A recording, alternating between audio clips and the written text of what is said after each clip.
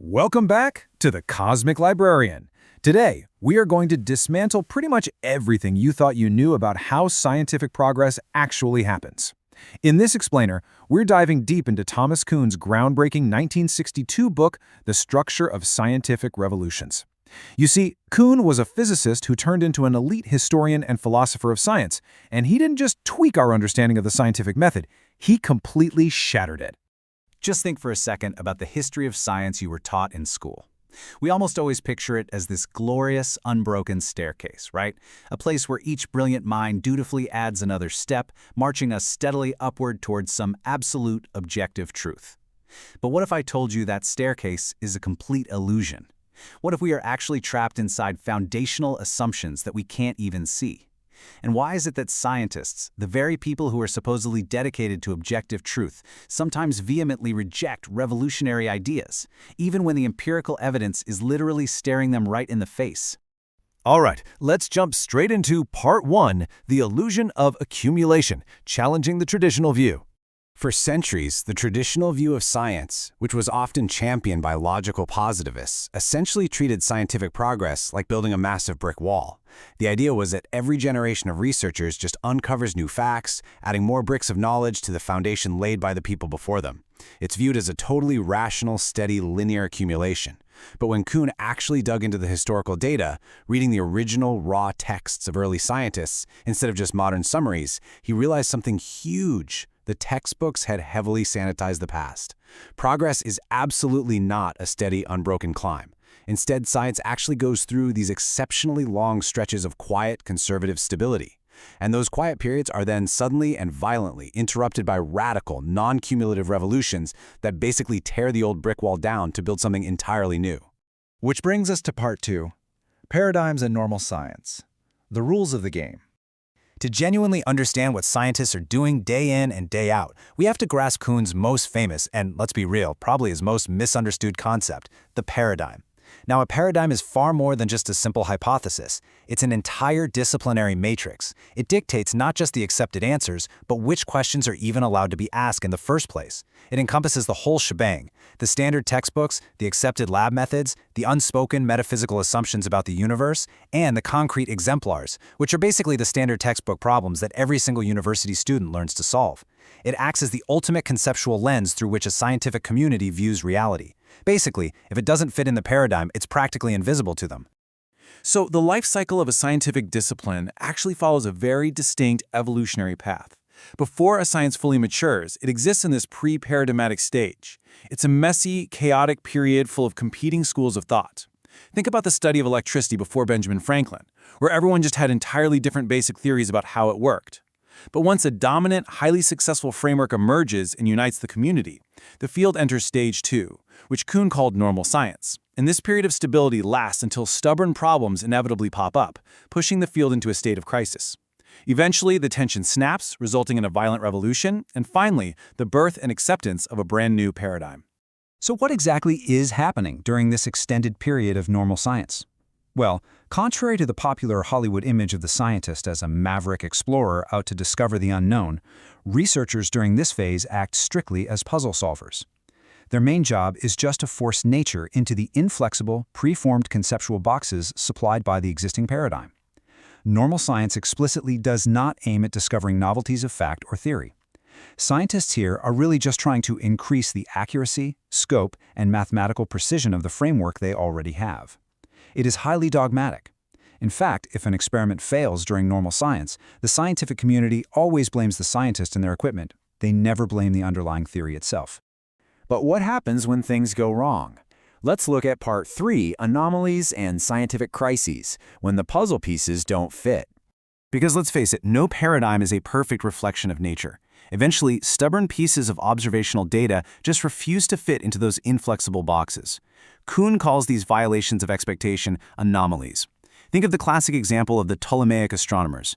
They were desperately trying to hold on to the geocentric idea that the Earth is the static center of the universe. But as telescopes and observational tools got better, the planets simply weren't where the math said they should be. So, to save their paradigm, these scientists kept adding incredibly complex epicycles, literally orbiting circles upon other circles, just to force their Earth-centered models to match the night sky. As these ad hoc, duct tape adjustments pile up, the theory's complexity rapidly skyrockets. The rules begin to loosen up, and the field plunges into a state of deep professional insecurity and scientific crisis. And that intense pressure leads us to Part 4, the revolutionary shift, a change in vision. When the tension of the crisis finally snaps, a completely new worldview takes over. But you have to understand, this revolution is not merely a matter of reinterpreting old data. It is literally like that famous Gestalt duck-rabbit optical illusion.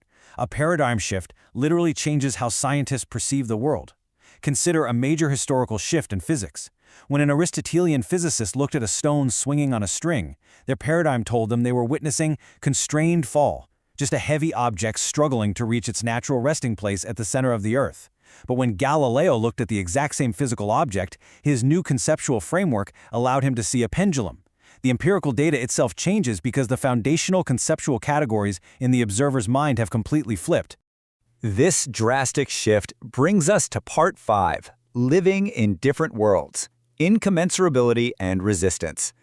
Because they are perceiving fundamentally different things, scientists standing on opposite sides of a revolutionary divide effectively live in different worlds. And this leads to a massive breakdown in communication, a concept Kuhn famously termed incommensurability. To give you an idea, a classical Newtonian physicist and a modern Einsteinian physicist might both use the exact same word, mass. But the word means fundamentally different things within their respective frameworks. For Newton, mass is conserved and completely unchangeable. For Einstein, mass is convertible with energy. Because scientific observation is always heavily theory-laden, there's just no perfectly neutral language to objectively compare the two views. They literally end up talking right past each other. And because of this profound incommensurability, raw empirical evidence alone rarely settles a scientific dispute immediately. Revolutionary ideas face immense and honestly sometimes hostile resistance from the scientific establishment. Why? Well, because scientists have spent their entire lives rigorously mastering the old paradigm. Their reputations, their institutional funding, and their deep psychological attachments are all entirely rooted in it. Furthermore, science education relies heavily on textbooks, and textbooks systematically disguise past revolutions by rewriting history to look linear and perfectly logical.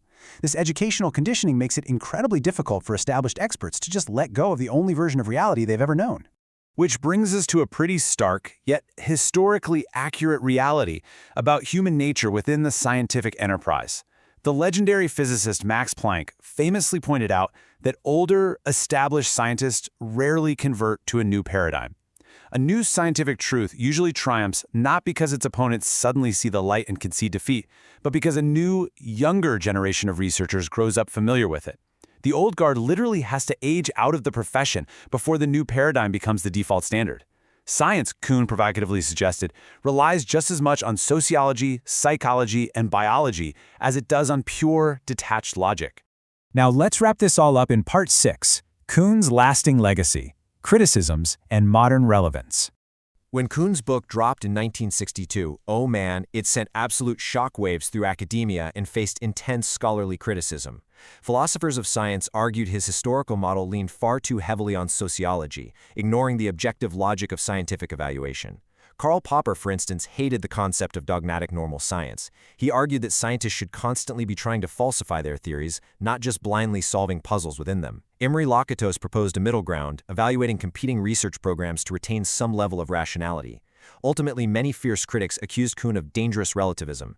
They argued that if scientific shifts are just sociological changes driven by generational turnover, science risks being reduced to irrational mob rule rather than the noble pursuit of objective truth. But despite the fierce academic criticism, Kuhn's theory permanently rewired our cultural understanding of knowledge. He essentially suggested a Darwinian, evolutionary model of progress. Science evolves from what we already know, adapting to anomalies, rather than evolving towards some absolute final goal of objective truth. Today, the term paradigm shift has completely escaped the walls of academia and become an essential concept globally. It has fundamentally changed how we view disruptive innovation in business, technology, and culture. I mean, it's a foundational cornerstone concept for places like Silicon Valley, where breaking old paradigms is practically the ultimate goal. So, I want to leave you with this provocative thought to challenge your own worldview. Look back at history. Every single generation believed with absolute certainty that they had fundamentally figured out the rules of reality. Are the undeniable, foundational truths of our modern age really the end of the story? Or are we simply swimming in the invisible waters of our current paradigm, completely blind to the anomalies building up around us right now? Thank you for joining me for this explainer here on the Cosmic Librarian. If you enjoyed this journey into the structures of reality, please comment, subscribe, enable notifications, and join us for future explorations into science, philosophy, consciousness, history, and reality. See you next time.